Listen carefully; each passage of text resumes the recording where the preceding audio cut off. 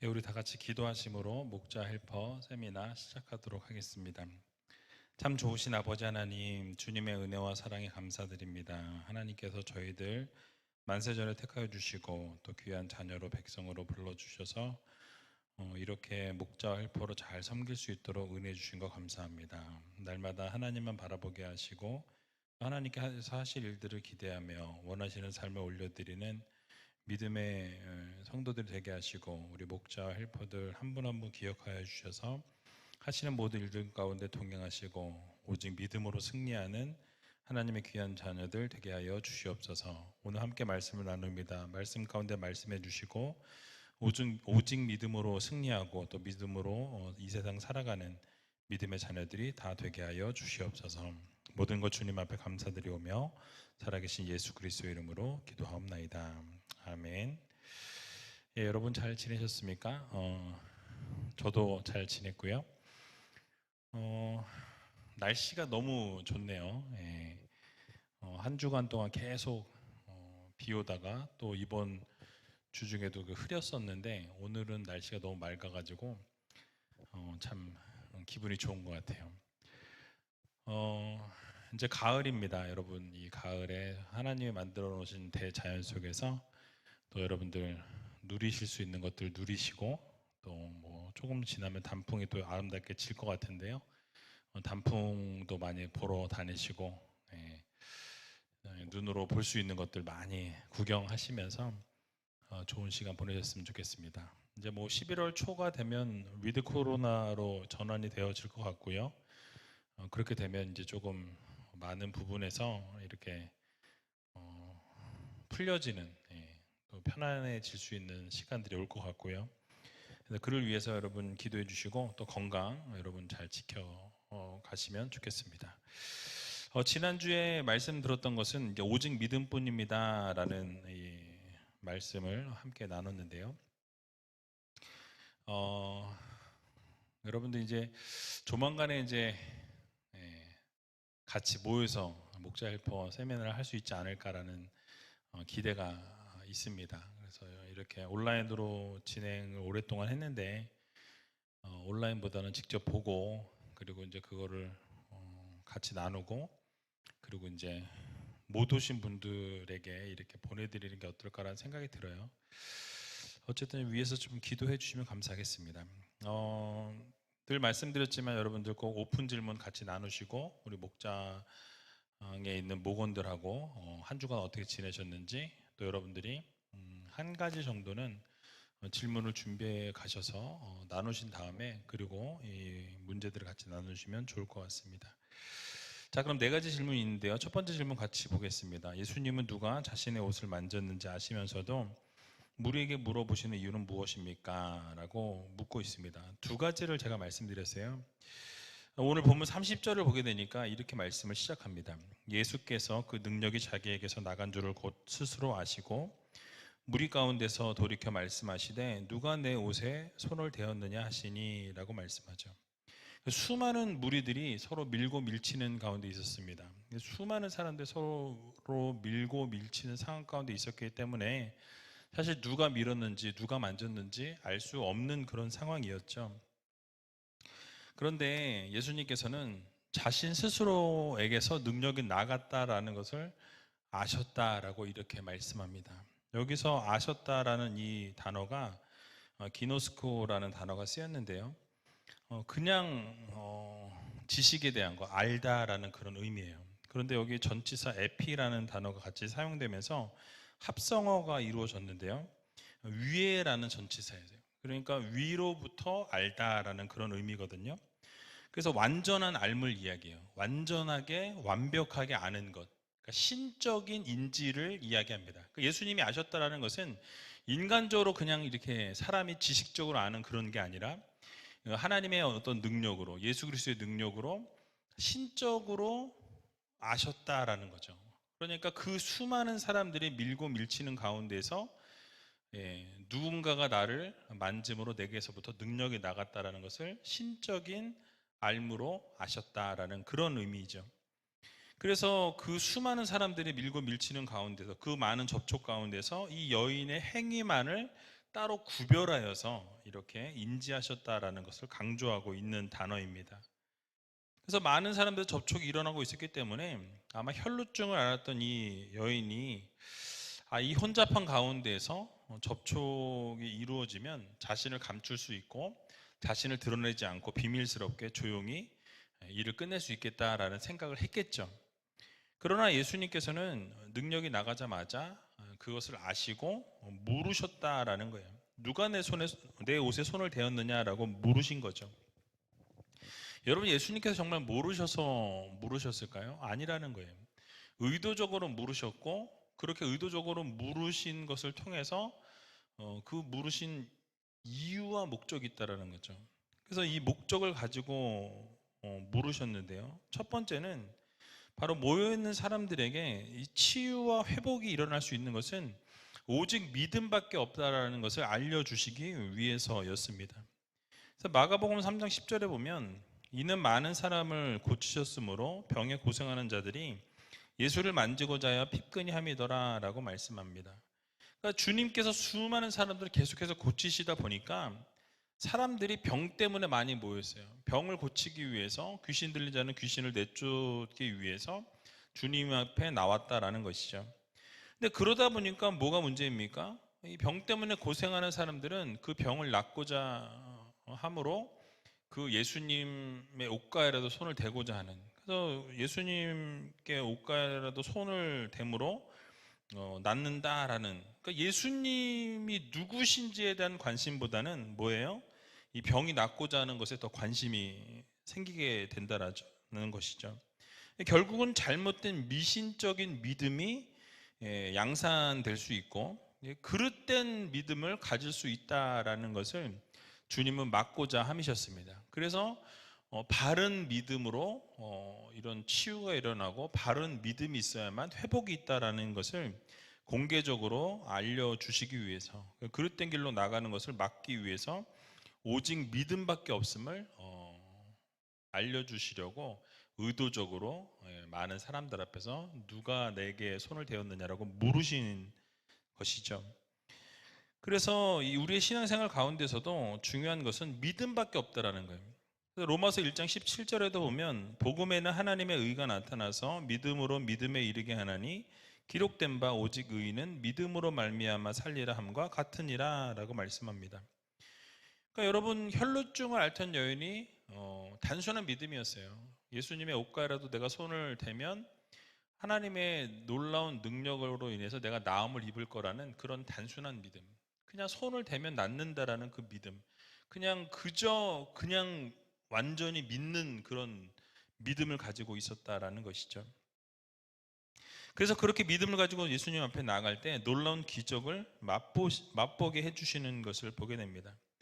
그래서 우리는 단순한 믿음을 가지고 하나님 앞에 나아갈 필요가 있다라는 사실이에요. 히브리서 11장 6절을 보면 믿음이 없이는 기쁘시게 못하나니 하나님께 나아가는 자는 반드시 그가 계신 것과 또한 그가 자기를 찾는 자들에게 상 주시는 이심을 믿어야 할지니라 라고 말씀합니다. 그러니까 믿음이 없으면 하나님을 기쁘시게 할 수 없다라고 말씀하죠. 그래서 우리는 하나님을 전적으로 신뢰하고 하나님을 전적으로 믿음으로 하나님을 기쁘시게 할 수 있는 성도가 될 수 있는 것입니다. 자, 또 한 가지 예수님께서 자신의 옷을 만지신 그 이유, 만졌냐고 물으신 이유와 그 목적은 무엇이냐? 바로 제자들을 포함해서 많은 사람들로 하여금 이 여인의 믿음의 간증을 통해 하나님의 능력을 드러내기 위해서였어요. 야, 정말 하나님의 능력은 대단하시다. 하나님의 놀라우신 은혜, 하나님이 정말 치유와 회복, 이것이 정말 어마어마한 것이구나라는 것을 이 여인의 간증을 통해서 드러내시고자 함이었죠. 여러분, 우리가 들었던 것처럼 이 여인은 돈을 다 탕진했어요. 자신의 병을 고치기 위해서 안 해본 게 없고 안 찾아간 의사가 없어요. 유명하다는 의사는 다 찾아가 봐갖고 모든 일을 다 해봤지만 어떻게 됐습니까? 고칠 수 없었다라는 것을 우리가 알게 되죠. 그러나 예수님의 옷에 손을 대는 그 순간 놀라운 치유 역사가 일어나게 되죠. 그럼 그것을 통해서 무엇이 드러납니까? 하나님의 능력이 드러나는 거예요. 예수 그리스도의 능력이 드러나는 것이죠. 그래서 이런 능력을 알려주시기 위해서, 그래서 결국 앞에 나와서 자신에게 있었던 문제, 자신에게 있었던 상황, 자신에게 있었던 그 어려움, 모든 것을 다 쏟아놓고 다 이야기하도록 간증을 통해서 결국 하나님의 능력을 나타내기 위해서였다라는 것이에요. 그래서 여러분, 그것을 통해서 우리는 교훈을 얻게 되죠. 바로 무엇입니까? 우리는 믿음을 공개적으로 고백하기를 하나님이 원하신다라는 거예요. 우리 입술로 우리의 마음을 드러내기를 원하신다라는 사실이죠. 그래서 어떤 분들은 내가 마음에 하나님을 믿고 내가 하나님을 섬기고 또 하나님을 따르면 됐지, 굳이 뭐 많은 사람들 앞에서 이렇게 마음을 고백할 필요가 있는가라고 생각하시는 분들이 있을지 모르겠습니다. 근데 분명히 알아야 될 것은 믿음의 고백이 동반되지 않으면 진정한 믿음이라고 할 수 없어요. 왜냐하면 우리의 믿음은 이 언어적인 것을 통해서 표현이 되어져야 된다는 거죠.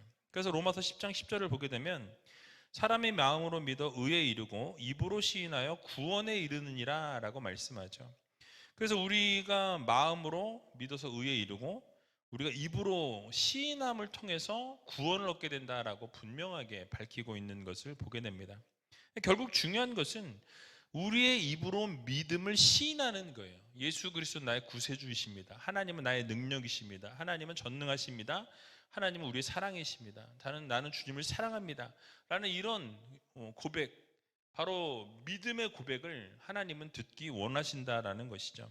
그래서 여러분, 우리가 예수님 외에는 다른 길이 없다라는 것, 주님이 우리의 구세주이시라는 것, 그래서 입으로 우리가 시인하고 고백할 때 놀라운 은혜가 우리의 삶 가운데 임하게 된다라는 사실을 믿으시고 날마다 믿음의 고백을 주님 앞에 올려드릴 수 있는, 그래서 여러분들이 뭐 사랑하는 사람에게도 고백을 하는 것과 하지 않는 것은 하늘과 땅 차이입니다. 그래서 말을 하지 않고 알 것이라고 생각하면 착각이에요. 분명히 이 언어로, 입으로 시인하는 거 필요합니다. 그래서 하나님께도 당연히 우리의 마음을 고백하고 하나님께도 우리의 입술을 벌려서 하나님을 인정하고 시인하는, 그래서 놀라운 은혜와 능력을 경험할 수 있는 저와 여러분들이 다 되시기 바랍니다. 자, 두 번째 질문 보시게 되면요, 혈루병이 나은 여인이 예수님 앞에 두려워 떨던 모습에서 어떠한 교훈을 얻을 수 있습니까? 라고 묻고 있죠. 32절에 33절 말씀 보게 되면요, 이렇게 말씀합니다. 예수께서 이 일 행한 여자를 보려고 둘러보시니 여자가 제게 이루어진 일을 알고 두려워하며 떨며 와서 그 앞에 엎드려 모든 사실을 여짜온대 라고 말씀하죠. 예수님께서는 자신에게서 능력이 나아간 것을 아시고 바로 그 일을 행한 사람이 누구냐, 그 여자를 보려고 둘러보시면서 찾기 시작하셨어요. 자, 이 광경을 보게 되니까 여인이 어땠겠습니까? 치유받은 여인은 더 이상 숨길 수 없는 거예요. 나 혼자 몰래 만지고 나 혼자 몰래 예수님을 잠깐 터치하고 그리고 치유와 회복을 얻고 뒤로 살짝 빠지려고 했던 그런 마음이었을 거예요. 그런데 어떻습니까? 숨길 수가 없었어요. 그래서 두려워하면서 주님 앞에 나와 엎드려 모든 것을 다 고백했다라고 말씀하죠. 자신에게 있었던 모든 상황, 그리고 모든 환경, 형편, 이런 모든 것을 주님 앞에 엎드려서 다 이야기했다라고 말씀하고 있어요. 여러분, 두려워하면서 예수님 앞에 엎드려서 고백을 했는데요, 왜 혈루증 앓던 여인이 두려워하고 떨었을까요? 지난번에도 말씀드렸지만 당시 혈루증은 종교적으로 또 율법적으로 어떻습니까? 부정하다고 여겨졌던 병이에요. 죄인 취급을 받는 병이었죠. 그래서 죄인 취급을 받는 이 여인이 이 군중 사이에서 끼어 있었다라는 것, 부정하다고 이야기했던 그 여인이 그 군중 속에 있었다라는 것을 공개하는 것 자체가 두려웠을 것입니다. 왜냐하면 율법으로 치리를 당할 수 있기 때문에 그렇죠.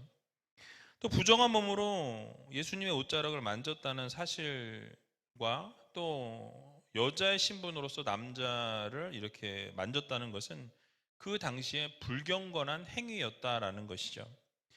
또 뿐만 아니라 혈루증을 앓던 사람과 접촉이 생기게 되면 어떻게 되죠? 그 접촉했던 사람 역시도 부정한 사람이 되어버렸습니다. 그래서 두려워할 수밖에 없는 거예요. 게다가 그녀는 아무도 모르게 자기 자신만 알고 몰래 예수님의 신적인 능력을 의지하고 어떻게 해요? 뒤로 빠져나오려고 했는데 예수님께서 옷깃을 만지는 그 순간 벌써 아시고 물으셨다라는 거예요. 두려워 떨을 수밖에 없는 것이죠. 그러니까 예수님에 대한 소문을 들어서 이미 알고 있었지만은 실제적으로 모든 것을 아시는 것을 보면서 아마 경외감이 들었을 거예요. 두려워할 수밖에 없는 상황이죠. 이런 모든 상황을 생각해 보면 이 여인은 두려움에 빠질 수밖에 없었다라는 거예요. 그래서 떨면서 주님 앞에 나와서 자신의 모든 상황과 모든 환경과 형편을 다 털어놓게 되었다라는 것이죠. 자, 여기서 우리는 한 가지 교훈을 얻게 됩니다.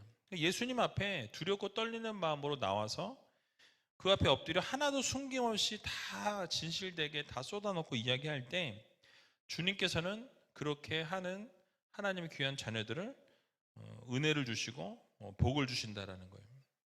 그래서 여러분, 우리가 혈루증을 앓던 여인도 주님 앞에 모든 것을 다 쏟아놓게 될 때 어떻게 됩니까? 구원의 선포를 받게 되죠. 내가 내 믿음이 너를 구원하였느니라 라고 주님이 선포해 주시는 것을 보게 됩니다. 모든 것을 다 쏟아놓고 믿음의 고백을 다 해드리면 우리는 구원을 선포받을 뿐만 아니라 믿음에 대한 칭찬도 주님으로부터 얻게 된다라는 거예요. 그래서 우리 하나님께서 하나님 앞에 나와서 모든 것을 쏟아놓고 내려놓는 자들을 하나님은 기뻐하신다라는 것이죠. 그래서 시편 62편 8절을 보게 되면 백성들아 스스로 저를 의지하고 그 앞에 마음을 터하라. 하나님은 우리의 피난처시로다 라고 말씀합니다. 그러니까 우리가 우리의 마음 속에 있는 모든 것을 하나님 앞에 쏟아 놓을 때 하나님께서 어떻게 하십니까? 우리를 칭찬하시고 우리의 피난처가 되어 주신다라고 말씀합니다. 또 빌립보서 4장 6절에서 7절의 말씀을 보면 아무것도 염려하지 말고 오직 모든 일에 기도와 간구로 너희 구할 것을 감사함으로 하나님께 아뢰라. 모든 지각이 뛰어난 하나님의 평강이 그리스도 예수 안에서 너희 마음과 생각을 지키시리라 라고 말씀합니다. 그래서 여러분들, 우리가 하나님 앞에 모든 것을 쏟아놓고 기도와 간구로 하나님 앞에 나아가게 되면 반드시 하나님께서 놀라운 것으로 채우시고 평강을 주시고 우리의 마음을 생각을 지켜주신다라는 이 사실을 여러분 모두 믿으시고 날마다 하나님 앞에서 우리의 모든 것을 내려놓고 쏟아놓을 수 있는, 그래서 평안을 맛보고 놀라운 은혜를 경험할 수 있는 저와 여러분들이 다 되시길 주님의 이름으로 간절히 축원드립니다. 자, 세 번째 질문 보시면요, 혈루병이 나은 여인에게 딸이라고 부르시는 예수님의 성품은 어떠합니까? 라고 묻고 있습니다. 34절을 보게 되면요, 예수께서 가라사대 딸아 내 믿음이 너를 구원하였으니 평안히 가라 내 병에서 놓여 건강할지어다 라고 말씀하시죠. 예수님께서 혈루증 앓던 여인을 딸이라고 부르시는데요, 이 딸이라는 이 단어가 이 다음 절에 나오는 회당장 야이로의 딸이라는 이 단어하고 동의어를 쓰고 있어요. 즉 상징적인 의미로 이 혈루증 앓는 여인을 딸이라고 부르신 것이 아니라 정말 실제적인 부녀 관계 속에서 그 용어를 사용하셨다라는 것을 생각해 볼 때 정말 예수님께서 얼마나 이 여인을 정감 있게 부르시고 사랑스러운 마음으로 그녀를 대하셨는지를 우리가 알게 되는 것이죠. 아무에게나 딸이라고 부르지 않잖아요, 그죠? 정말 그 사랑하는 마음과 아버지의 그 마음을 담아서 이야기할 때 딸이라고 부를 수 있는 것이죠. 그래서 예수님께서는 그 여인을 칭찬하시게 됩니다. 믿음을 칭찬하셨고요. 결국 그 예수님의 그 사랑, 그 놀라우신 은혜를 여기서 깨닫게 되는 것이에요.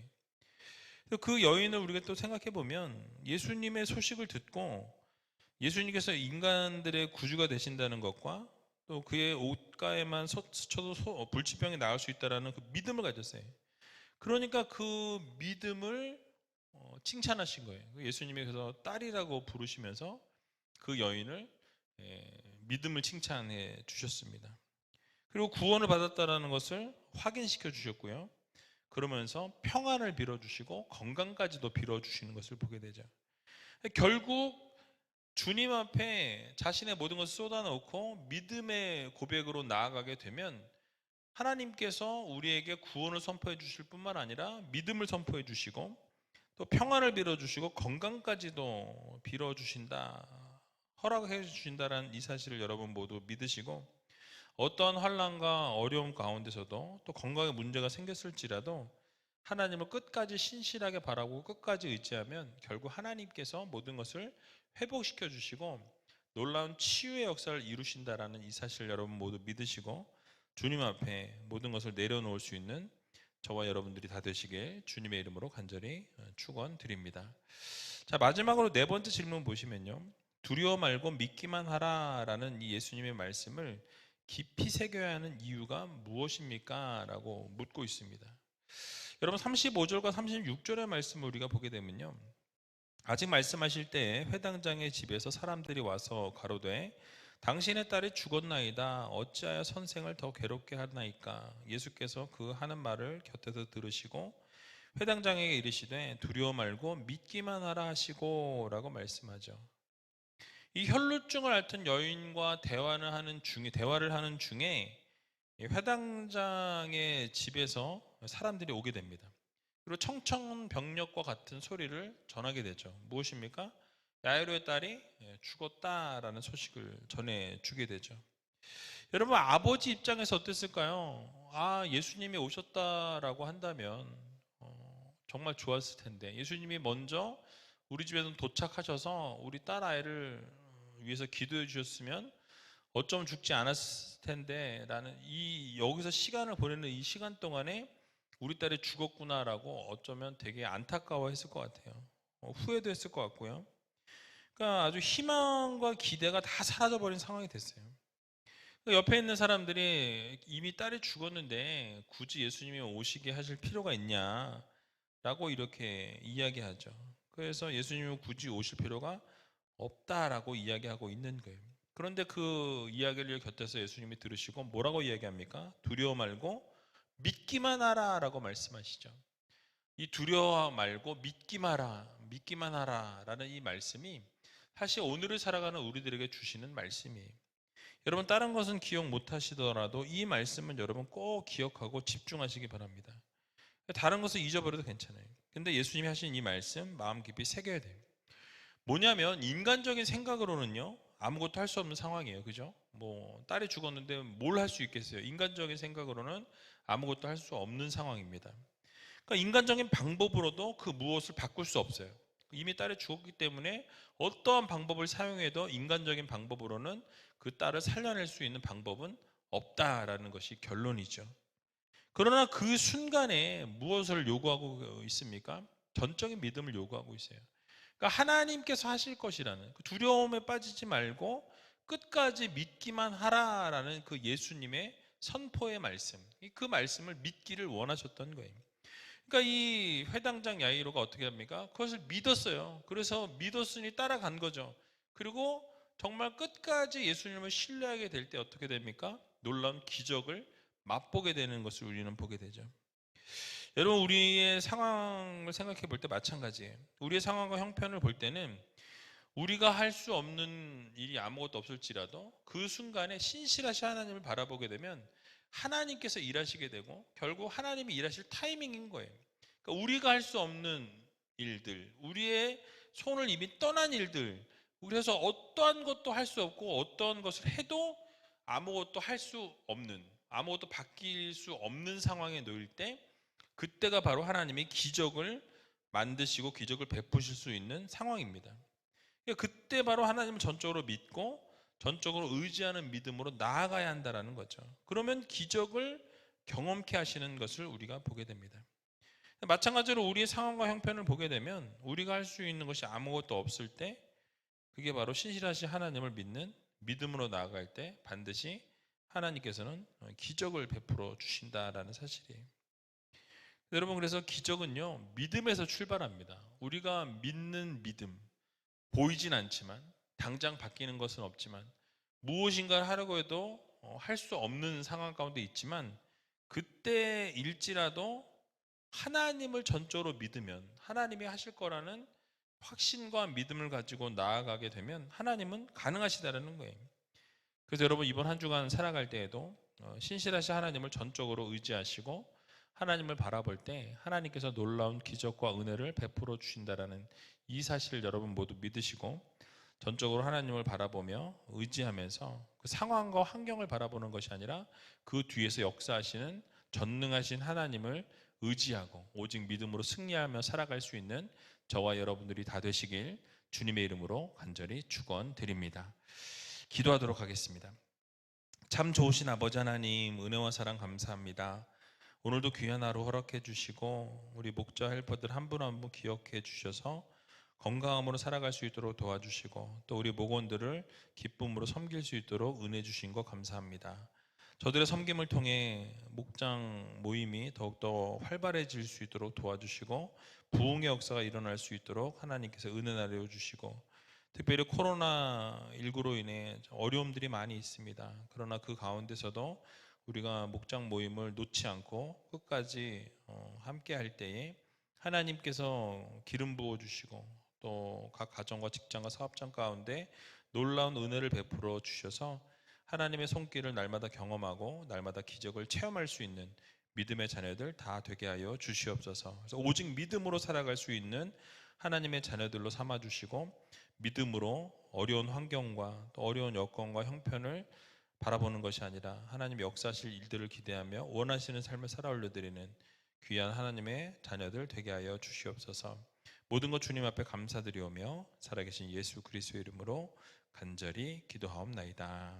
아멘.